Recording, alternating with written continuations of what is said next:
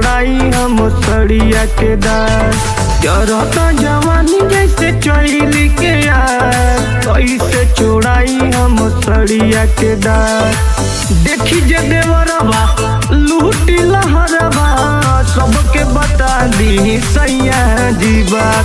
जरता जवानी जैसे चैली के यार, कैसे छोड़ाई हम सड़िया के दार। जरता जवानी जैसे चैली के यार, कैसे छोड़ाई हम सड़िया के दार।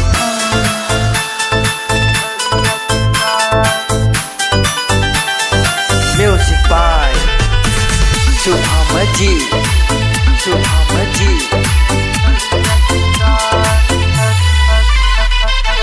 बतिया न मनला तू कोइला कमावा हो, रातिया में कोइला तू बड़ कह डरमावा हो। सोची सोची बतिया के जीवा हमर डरतावे, नाजुक मिरिया हमारे हरतावे। धड़केला छतिया मानेला न बतिया, भीतरी से उठे भूले भूला के झाट। जरता जवानी जैसे चैली के यार, कैसे छोड़ाई हम सड़िया के दार। जरता जवानी जैसे चैली के यार, कैसे छोड़ाई हम सड़िया के दार।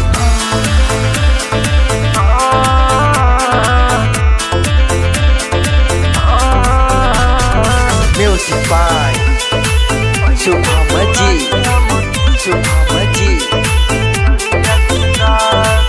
मानेला न काहे सैया लकी विशाल हो, ढेर पगलई बात चली जाइब काल हो।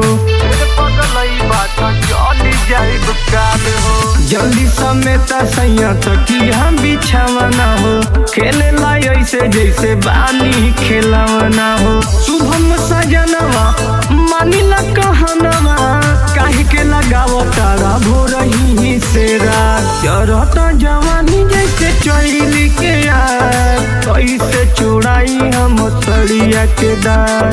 जरता जवानी जैसे चैली के यार, कैसे छोड़ाई हम सड़िया के दार।